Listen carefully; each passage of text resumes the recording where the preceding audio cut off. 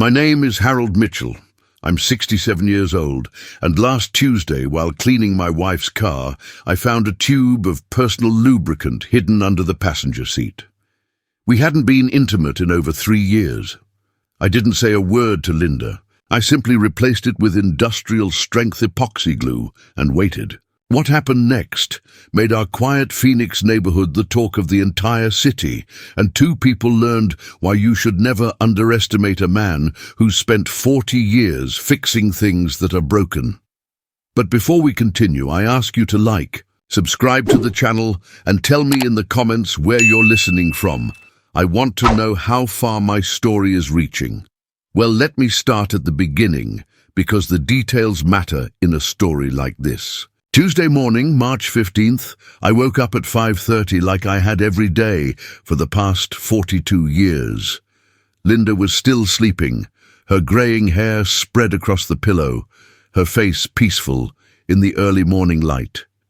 At 58, she was still beautiful, though the years had softened her features and added lines around her eyes. I'd loved those lines once, seeing them as proof of all the smiles we'd shared together. I made coffee in the kitchen of our ranch-style home on Maple Street, the same house we'd bought in 1987 when Phoenix was still growing and dreams felt achievable.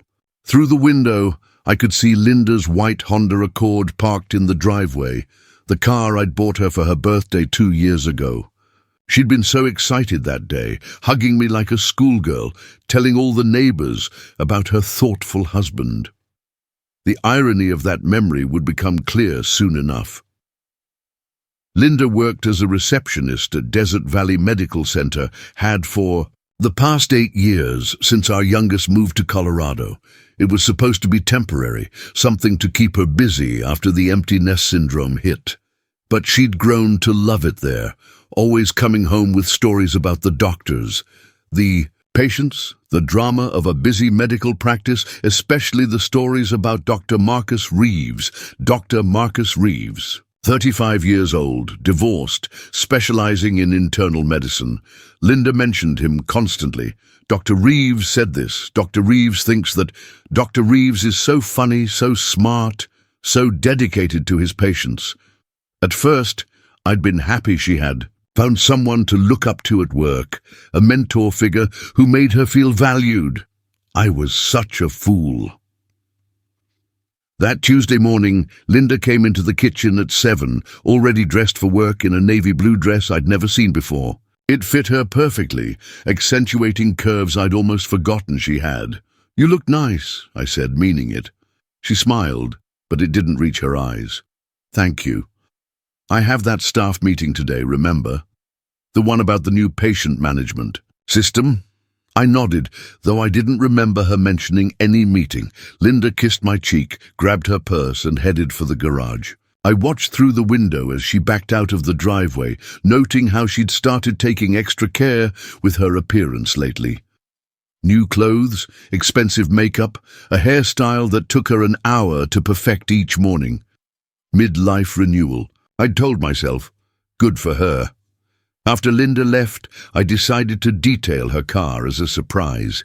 It was something I'd done throughout our marriage, a small gesture of love and care.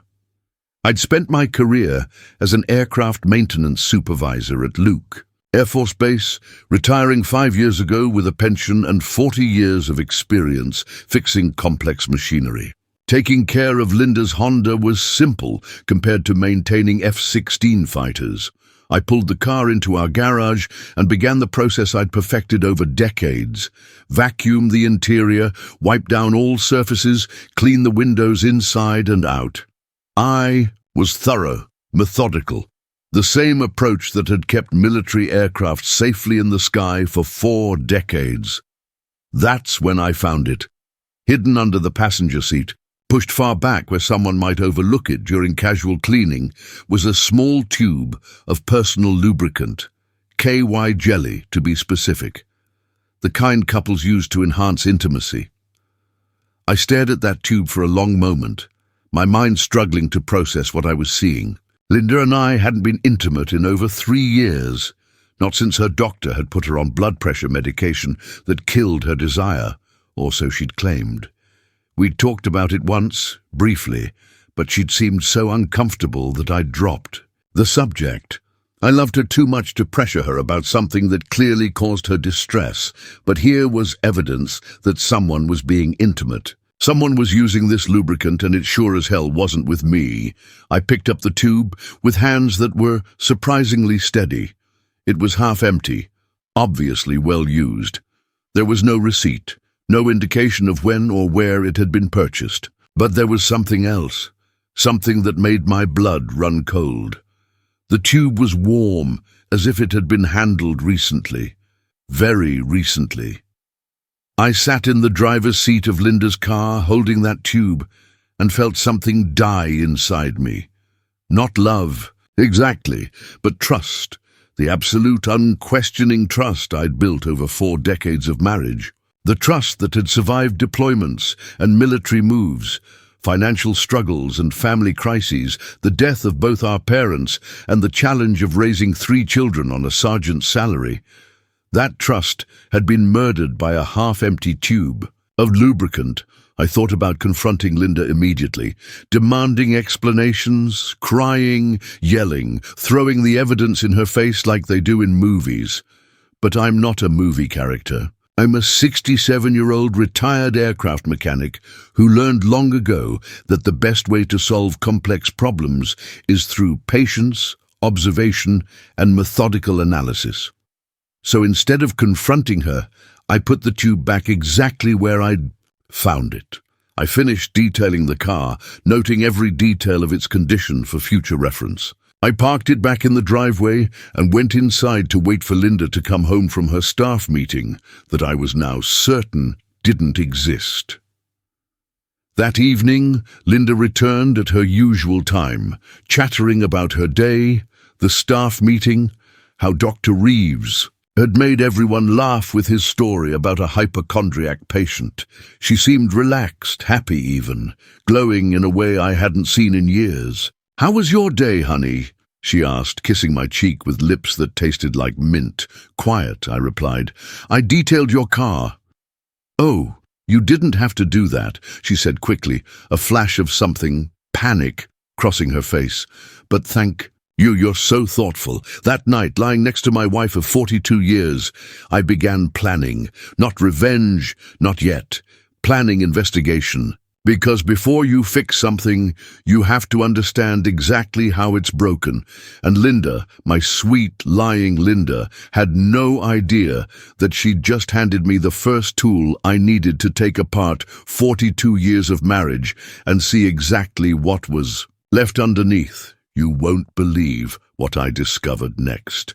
The investigation began the following morning. I've always been methodical, a trait that served me well during my military career and would serve me even better now. Linda left for work at her usual time, 7:15 sharp, kissing my cheek and reminding me about dinner at her sister's. "House on Saturday, don't forget," she said, adjusting her makeup in the hallway mirror. "Janet's been looking forward to seeing you." Another lie. Janet had never particularly liked me, and the feeling was mutual. But I nodded and smiled, playing the role of the devoted husband, while mentally noting that Linda was wearing perfume. Expensive perfume. When had she started wearing perfume to work? After she left, I did something I'd never done in 42 years of marriage. I went through her things. I started with her dresser, carefully searching through drawers I'd respectfully avoided for decades. In the bottom drawer, hidden beneath winter sweaters she hadn't worn in years, I found a small box containing receipts. Hotel receipts, 3 of them, all from the Desert Inn Motel on the outskirts of Phoenix, dates from the past 2 months. Always the same room number, 127. The receipts were paid for in cash, but the handwriting on the registration cards was clearly Linda's. My practical, frugal wife, who clipped coupons and bought generic brands, was spending our money on motel rooms. In the middle of the day, I photographed each receipt with my phone, careful to replace everything exactly as I'd found it. Then I searched her jewelry box, her purse, even her coat pockets. What I found painted a picture of a woman I didn't recognize. Credit card receipts for lingerie purchases at Victoria's Secret. Expensive lingerie, the kind of lingerie Linda had. Never worn for me, not even in our younger days when money was tighter, but desire ran high. There were restaurant receipts from places we'd never been together, always for two people, always during lunch hours when she was supposed to be at work. But the most damning evidence was in her phone bill. I'd never paid attention to our phone bills before. Linda handled all the household finances, and I'd trusted her completely. But sitting at our kitchen table with 3 months of statements spread before me, I could see a pattern that made my chest tight with rage. Dozens of calls to the same number, always during work hours, always lasting between 10 and 30 minutes. I reverse searched the number online and found it belonged to Dr. Marcus Reeves at Desert Valley Medical Center. The calls had started 6 months ago and increased in frequency over time. In the most recent month, Linda had called or received calls from Dr. Reeves nearly every day, sometimes multiple times per day. I sat back in my chair, looking at the evidence spread across our kitchen table. Motel receipts, lingerie purchases, phone records. My wife of 42 years was having an affair with a doctor half her age, and she'd been careless enough to leave a paper trail that a forensic accountant would envy. But I needed more than circumstantial evidence. I needed proof. That afternoon, I drove to the Desert Inn Motel on Camelback Road. It was the kind of place you'd drive past without noticing, wedged between a tire shop and a Mexican restaurant in a part of town that had seen better days. The parking lot was cracked asphalt, and the exterior paint was faded from years of desert sun. I parked across the street and waited. At 12:30, Linda's white Honda pulled into the lot. My stomach dropped as I watched my wife of 4 decades get out of her car and walk to room 127. She had a key. 10 minutes later, a silver BMW arrived. The man who got out was tall, athletic, with dark hair and the kind of confident walk that spoke of success and entitlement. Dr. Marcus Reeves, I presumed.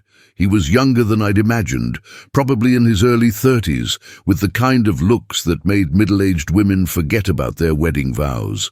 He entered room 127 without knocking. I sat in my truck for 2 hours, watching that door, feeling something cold and heavy settle in my chest. At 3 o'clock, Dr. Reeves emerged first, checking his watch and smoothing his hair. He drove away without looking back. Linda came out 5 minutes later, adjusting her dress and checking her appearance in the car window before driving home to prepare dinner for her husband. That evening, Linda was particularly affectionate. She made my favorite meal, pot roast with mashed potatoes, and insisted we eat by candlelight. She asked about my day, laughed at my stories, and seemed genuinely interested in everything I had to say. "I love you," she said as we cleaned dishes together, her hand resting on my arm. "I hope you know that." "I love you too," I replied, and meant it. I still loved the woman I'd married 42 years ago. The question was whether that woman still existed, or if she'd been replaced by someone I didn't recognize. After Linda went to bed, I sat in my workshop in the garage, surrounded by the tools and equipment I'd accumulated over decades of fixing things. Aircraft parts, automotive tools, electronics components. Everything needed to maintain complex machinery, including several tubes of industrial-strength epoxy adhesive. I picked up one of the tubes and read the warning label. "Sets in minutes. Forms permanent bond. Avoid skin contact." The manufacturer wasn't kidding. I'd used this stuff to repair cracked engine blocks, to seal hairline fractures in metal that needed to hold under extreme pressure. It was perfect for my needs. The plan began forming in my mind, methodical and precise, like everything I'd learned during my military career. I wouldn't confront Linda directly. I wouldn't give her the opportunity to lie, to make excuses, to turn the tables and make me the villain in this story. Instead, I would let her affair continue exactly as it had been, with one small modification that would change everything. I would replace her hidden lubricant with something that would bind Dr. Marcus Reeves and my cheating wife together in a way they'd never forget. And when the inevitable discovery happened, it would be public, humiliating, and permanent, because some betrayals deserve more than confrontation. Some betrayals deserve consequences that match their scope and cruelty. Linda had no idea that her methodical, patient husband had just decided to give her exactly what she'd been asking for all along. She wanted excitement, passion, something different from our quiet, stable marriage. I was about to provide all three. The next morning, Linda left for work at her usual time, chattering about a busy day ahead and reminding me that she might be late because of inventory at the medical center. Another lie, of course. I'd called the medical center's main number and confirmed that no inventory was scheduled. After she left, I retrieved the tube of lubricant from her car. In my workshop, I carefully opened it and emptied the contents into a disposable container. Then I filled the tube with clear epoxy adhesive, adding a small amount of glycerin to match the original consistency. The result looked identical to personal lubricant, but would harden permanently within minutes of exposure to air. I resealed the tube and placed it back in Linda's car, positioned exactly where she'd hidden it before. To anyone looking, it would appear untouched. Then I waited. That evening, Linda announced she would be working late the following day. "Dr. Reeves needs help with patient files," she explained, avoiding my eyes. "The new computer system has everyone confused." "That's nice of you to help him," I said. "Dr. Reeves seems to rely on you quite a bit." "He's very appreciative," Linda replied, and I heard something in her voice that made my jaw clench. Pride. She was proud of her relationship with this man, proud that a successful doctor found her attractive and useful. "I'm sure he is," I said quietly. The next day, I followed Linda to work from a distance. She parked in the medical center lot and went inside at her normal time. At 11:30, she came back out and drove to the Desert Inn Motel. The silver BMW was already there. This time, I didn't just watch from across the street. I walked to the motel office and spoke with the clerk, a tired-looking woman in her 50s who seemed grateful for any conversation that broke up her boring day. "That couple in room 127, I said, gesturing toward the room where my wife was betraying. 4 decades of marriage. They've been coming here regular for months now," the clerk nodded knowingly. "Oh yes, the doctor and the lady from the medical center. They're very discreet, always pay in cash, nice people, very polite." "The doctor seems like a good man," I said. "He is, always tips well, never makes a mess. Though between you and me," she leaned forward conspiratorially, "I think they're getting more serious. Last week they were talking about maybe renting the room for entire evenings instead of just afternoons." My blood went cold.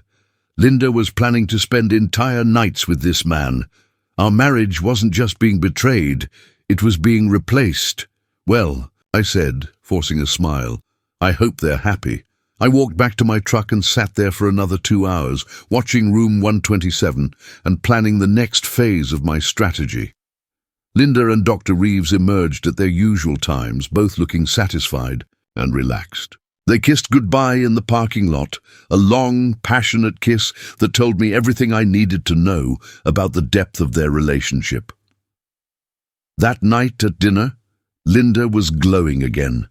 She talked animatedly about her day, about how much she loved working at the medical center, about how rewarding it felt to be valued and appreciated. "You seem happier lately," I observed. "I am," she replied without hesitation. "I feel like I'm finally living again, like I'd been sleeping for years and just woke up." The cruelty of that statement hit me like a physical blow. Our 42 years of marriage had been sleep to her. Our children, our home, our shared dreams and struggles had all been some kind of unconscious state that she'd finally awakened from in the arms of a younger man. "I'm glad you're happy," I said, and meant it, because her happiness was about to become very, very expensive. After Linda went to bed, I made preparations for the final phase of my plan. I couldn't rely on chance to expose their affair. I needed to control the timing and circumstances of their discovery to maximize the impact. I called my nephew Danny, who worked for the Phoenix Fire Department. We'd always been close, and he'd been worried about me since I'd seemed quieter than usual at family gatherings. "Uncle Harold," he said, when he answered the phone. "How are you doing?" "I'm fine, Danny. Listen, I need a favor. A hypothetical question about emergency response procedures." "Okay, shoot. If someone were trapped in a room and needed emergency assistance, how quickly could a fire rescue team respond?" "Depends on the location and nature of the emergency." "Why?" "Just curious. What if it were a medical emergency at the Desert Inn Motel on Camelback Road?" Danny was quiet for a moment. "Uncle Harold, is everything okay? That's a pretty specific hypothetical." "Everything's fine. I'm just thinking about response times in different parts of the city." "Well, that area is covered by Station 19. They could probably be on scene within 5 to 8 minutes of a call, depending on traffic. Why are you asking about the Desert Inn? That place has a reputation." "What kind of reputation?" "Let's just say it's not where you'd take your wife for an anniversary." I almost laughed at the irony. "Good to know. Thanks, Danny. Uncle Harold, are you sure you're okay? You sound different." "I'm perfect," I said. "Better than I've been in years." The next morning, Linda announced another late day at work. "Doctor, Reeves needs my help with a complex case," she explained, applying lipstick in the hallway mirror. "We might be working until 6 or 7. "Take all the time you need," I said. "I'll find something to keep myself busy." After she left, I made a trip to an electronics store and purchased a small digital camera with remote activation capability. Then I drove to the Desert Inn Motel and had another conversation with the desk clerk. "I'm thinking about surprising my wife," I told her. "She's been working so hard lately, always staying late to help that doctor with his cases. I thought maybe I'd bring her flowers and dinner to show my appreciation." The clerk smiled warmly.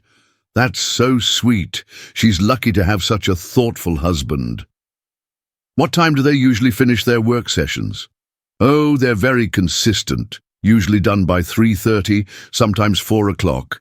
Very professional." "Those two. Professional." If only she knew. I spent the rest of the morning making final preparations. I positioned the camera in my bedroom, hidden but with a clear view of the bed. I tested the remote activation multiple times to ensure it would work perfectly when needed. Then I called Linda at work. "Hi, honey," I said when she answered. "I have a surprise for you." "A surprise?" She sounded nervous. "I'm going to visit my brother in Tucson this afternoon. Thought I'd stay overnight, give you some space to relax without having to worry about cooking dinner for me." The relief in her voice was unmistakable. "Oh, you don't have to do that, but if you want to see Robert, I think that's wonderful. He's been asking about you." "I'll probably leave around noon," I said. "Won't be back until tomorrow afternoon. Drive safely. I love you." "I love you too," I replied, and hung up. I didn't drive to Tucson. Instead, I parked my truck at a shopping center 3 blocks from our house and walked home through the desert. Lot behind our neighborhood. If anyone asked, I was visiting my brother. If Linda checked, she'd find my truck gone and assume I'd left town exactly as promised. At 2 o'clock, I positioned myself in our master bedroom closet with the camera remote. The house was completely quiet, the afternoon sun filtering through, blinds that cast geometric shadows across the carpet. At 2:45, I heard Linda's car in the driveway. At 2:50, I heard voices. Linda's voice and a man's voice, both laughing about something I couldn't understand. At 3 o'clock, they entered my bedroom. I watched through the crack in the closet door as my wife of 42 years led Dr. Marcus Reeves to the bed, where she'd slept beside me for over 4 decades. She was wearing the black negligee I'd found receipts for, the one she'd never worn for me. Dr. Reeves was everything I wasn't. Young, fit, confident. He kissed Linda with a passion I'd forgotten existed, and she responded with an enthusiasm that made my heart break and my resolve harden simultaneously. "I brought something special," Linda said, producing the tube I'd altered. "This should make things more comfortable." "You think of everything," Dr. Reeves replied, and I had to bite my tongue to keep from laughing at the irony. They applied the epoxy adhesive liberally, both of them excited about their afternoon together in my home, in my bed, using my absence as an opportunity to take their betrayal to a new level of cruelty. Within 3 minutes of beginning their passionate encounter, Dr. Marcus Reeves discovered that industrial-strength epoxy adhesive lives up to its reputation. "What the hell?" he shouted, his voice suddenly panicked. "I can't move! Linda, I can't move!" Linda's response was even more distressed. "What do you mean you can't move? What's wrong?" "We're stuck. We're actually stuck together." What was in that tube? The panic in both their voices was immediate and absolute. Dr. Reeves tried to separate from Linda, but 40 years of aircraft maintenance had taught me to choose the right adhesive for the job. They weren't going anywhere without professional assistance. "This isn't funny anymore," Dr. Reeves said, his voice rising. "I'm a doctor. I need to get to the hospital." "I don't understand," Linda cried. "It was just regular lubricant. I've used it before." "Well, it's not regular now. Call someone. Call the fire department." I activated the camera and let it record for several minutes before quietly leaving through the back door. Then I walked 3 blocks to where I'd parked my truck and drove to a payphone at a gas station. What's your emergency?" "I need emergency medical assistance at 1247 Maple Street," I said, disguising my voice slightly. "There are people trapped and calling for help." "What type of emergency, sir?" "I'm not sure. I just heard screaming from inside the house. Someone sounds like they're in serious distress." Within 6 minutes, I could hear sirens approaching our neighborhood. I drove home openly, parking in my driveway just as the fire truck and ambulance arrived. Several neighbors had come out of their houses to see what was happening. Harold called Mrs. Chen from next door. "What's going on? Are you okay?" "I just got home," I said, looking genuinely confused. "I was visiting my brother in Tucson. Is Linda all right?" Before Mrs. Chen could answer, my nephew Danny emerged from the house, his face flushed with embarrassment and barely contained laughter. "Uncle Harold," he said, approaching me carefully, "we need to talk." "What's happening, Danny? Is my wife hurt?" "Your wife is fine," he said quietly, "but there's been an incident, a very unusual incident." From inside the house, I could hear Dr. Reeves shouting instructions to the paramedics, his voice strained with pain and humiliation. "I'm a physician at Desert Valley Medical Center. This is a chemical adhesion emergency. You need to use mineral spirits to dissolve the bond." "What kind of adhesion emergency?" I asked Danny innocently. Danny looked at me carefully, and I saw, the moment he understood, that this wasn't an accident, the kind that happens when someone replaces personal lubricant with industrial epoxy. "That sounds incredibly unlucky," I said. "Yeah," Danny replied. "Incredibly unlucky.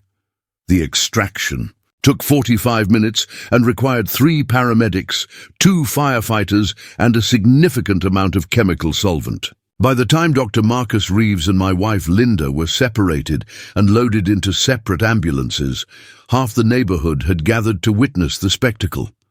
Mrs. Patterson from across the street approached me as the ambulances drove away. "Harold, I had no idea Linda was seeing someone. How long has this been going on?" I looked at her with what I hoped was convincing shock and hurt. "I don't know what you mean." "The young man they took away with her. They were together when the firefighters found them." "Together?" I asked, as if the concept were foreign to me. "Harold," Mrs. Patterson said gently, "I think we need to have an honest conversation about what just happened here." And for the first time in months, I smiled genuinely. Yes, I think we do. The aftermath unfolded exactly as I'd planned, though even I was surprised by how quickly and thoroughly Linda's perfect little affair disintegrated. Within hours, news of the incident had spread throughout Desert Valley Medical Center.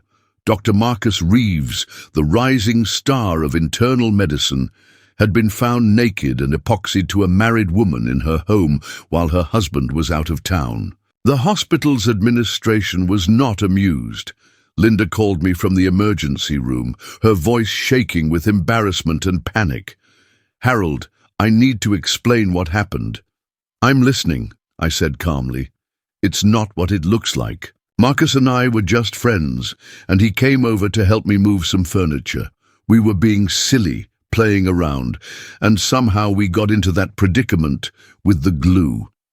The lie was so elaborate and desperate that I almost felt sorry for her. "Almost. That's an interesting story," I said. "I suppose that explains why you were both naked when the firefighters found you." Linda was quiet for a long moment. Then she began crying. "Please come get me. I need to come home." "I don't think that's a good idea right now," I replied. "I think you need some time to figure out what you really want." "What I want is my husband and my marriage." "Your marriage ended the moment you brought another man into our bedroom," I said, my voice steady despite the rage burning in my chest. "The rest is just paperwork." I hung up and turned off my phone. Dr. Marcus Reeves fared even worse than Linda. The medical board launched an investigation into his conduct, focusing on his relationship with a medical center employee and the circumstances under which they'd been found together. His colleagues, who'd once respected his professional competence, now saw him as a joke, the doctor who'd gotten himself superglued to a married woman during an afternoon tryst. His private practice began losing patients within days. Who wants to be treated by a physician known for such spectacularly poor judgment? His malpractice insurance premiums skyrocketed. His divorce proceedings, which had been amicably winding through family court, suddenly became combative when his ex-wife's lawyer learned about the incident. Within 2 weeks, Dr. Marcus Reeves had lost his position at Desert Valley Medical Center. His private practice was failing, and his professional reputation was destroyed. All because he'd chosen to seduce another man's wife and underestimated that man's capacity for strategic revenge. Linda fared slightly better, but only slightly. She was terminated from the medical center for violating workplace conduct policies. Her friends and family learned about the affair through neighborhood gossip and local news coverage. Our children called, confused and hurt, trying to understand how their stable, reliable mother had ended up in such a public scandal. "Dad," our oldest daughter Sarah said during one particularly difficult conversation, "Mom says you set her up, somehow. She says you knew about the affair and planned this whole thing." "Your mother is probably right," I replied. "The question is whether you think that makes me the villain in this story." Sarah was quiet for a moment. "I think it makes you someone who got tired of being taken for granted. That's a very diplomatic way to put it. I learned diplomacy from you," she said. "But I learned determination from you too, and frankly, Dad, what she did was unforgivable. The fact that you handled it strategically instead of just screaming and crying probably saved what's left of your dignity." "I'm not proud of what I did," I said, and that was mostly true. "But I'm not ashamed of it either." Linda tried returning home twice in the weeks following the incident. Both times I politely but firmly turned her away. Our marriage was over, and no amount of apologies or explanations would change that fundamental fact. "I made a mistake," she said during her second visit, standing on the porch of the home we'd shared for so many years. "People make mistakes. Harold, don't 42 years count for something?"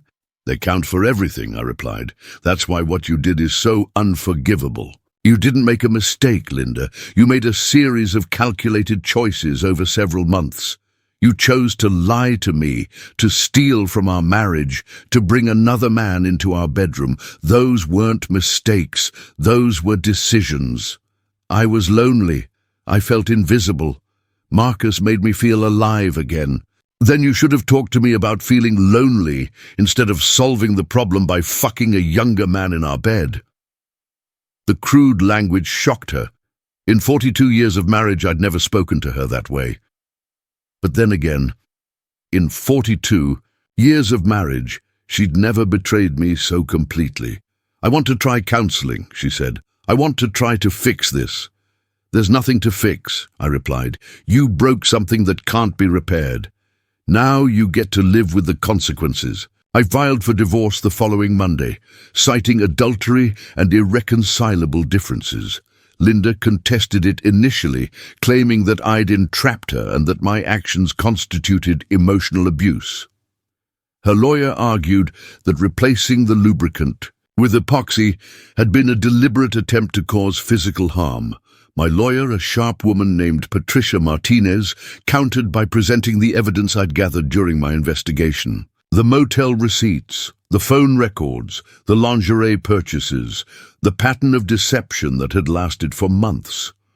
Your Honor, Patricia said during one particularly satisfying hearing, Mrs. Mitchell claims she was entrapped by her husband's actions, but the evidence clearly shows that she had been conducting an extramarital affair for over 6 months, using marital assets to fund the relationship, and lying to her husband about her whereabouts on a regular basis. The incident with the adhesive was certainly dramatic, but it was merely the culmination of a long pattern of betrayal and deception on Mrs. Mitchell's part.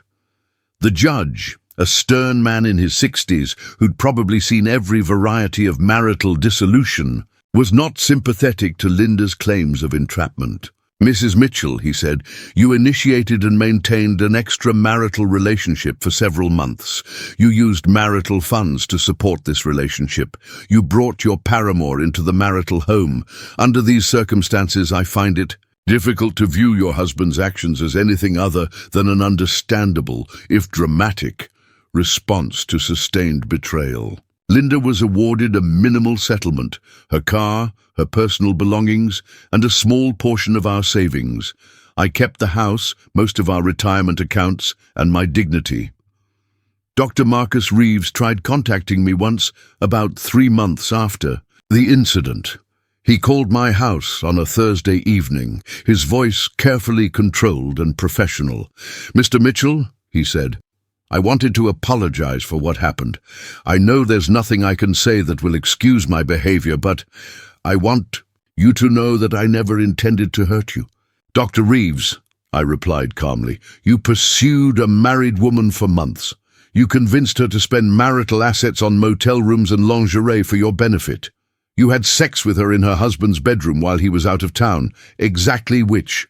Part of that suggests you cared about not hurting me.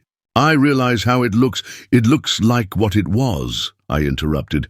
A selfish young man taking advantage of a lonely, middle-aged woman with no thought for the consequences to anyone except himself. I loved her, he said quietly.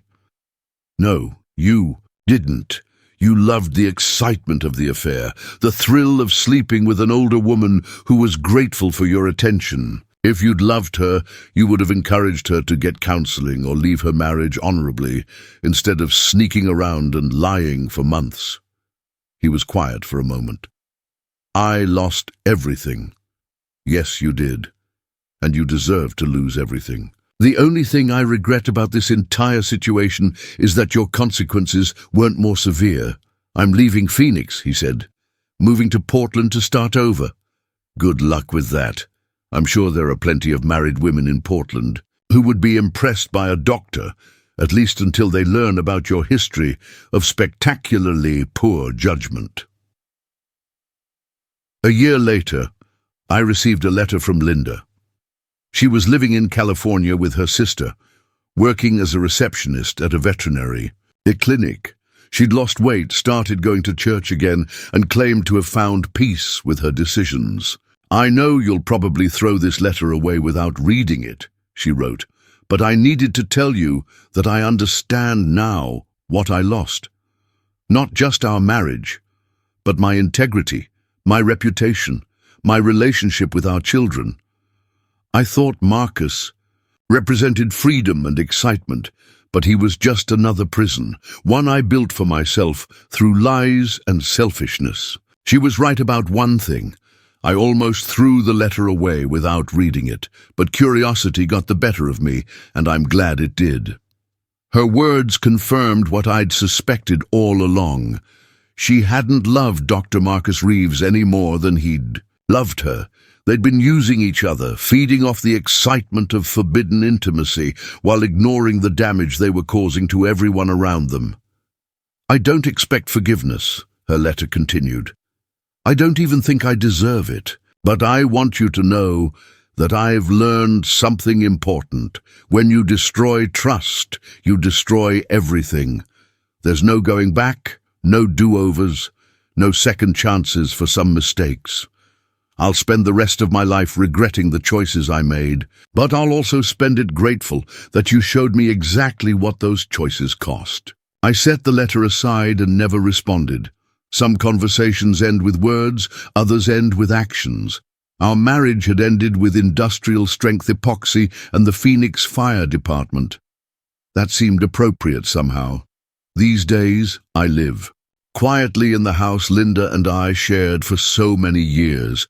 I've redecorated the master bedroom completely, replacing furniture and repainting walls to erase the memory of what happened there. Our children visit regularly, and they've gradually accepted that their parents' marriage is over and that both parties bear responsibility for how it ended. I date occasionally, though I'm in no hurry to remarry. Trust, once broken, is difficult to rebuild, even with new people, but I've learned something important about myself through this ordeal. I'm stronger than I thought, more patient than I realized, and far more capable of strategic thinking than anyone gave me credit for. People in the neighborhood still whisper about what happened, though the story has grown in the telling. Some versions have me as a vindictive monster who endangered two people's lives for revenge. Others paint me as a wronged husband who finally stood up for himself against a cheating wife and her arrogant lover. The truth, as usual, lies somewhere in between. I'm not a monster, but I'm not a saint either. I'm a 67-year-old man who spent 40 years of his life learning how to fix complex problems, and when faced with the biggest problem of my life, I applied those skills systematically and effectively. Linda and Dr. Marcus Reeves wanted excitement, passion, something they couldn't find in their ordinary lives. They found it all right. They'll both carry the physical and emotional scars of their afternoon in my bedroom for the rest of their lives. Every time they think about intimacy, they'll remember the moment when excitement turned to panic, when passion became prison, when their affair literally stuck them together in a way they'd never forget. Some people might call that cruel. I call it educational. They learned that actions have consequences, that betrayal has a price, and that sometimes the quiet, patient man you've been taking for granted knows exactly how to make you pay for your mistakes. My wife hid Lube for her lover, thinking her old husband was too naive to notice or too weak to act. She was wrong on both counts. My silent revenge didn't just glue her betrayal into everyone's mind. It glued her betrayal into everyone's memory, permanently and publicly, exactly as she deserved. And that, as they say in my business, is how you fix something that's broken beyond repair. You don't try to put it back together. You replace it with something better. Did you enjoy my story? And from which city are you listening? Let's meet in the comments. If you like the story, you can support me by sending a super thank you so I can keep bringing more stories like this. Thank you very much for your kind support. I eagerly await your comments about the story. On the screen, you can see a new life story that I highly recommend. There's much more on my channel. Don't forget to subscribe. Until the next life story, with love and respect.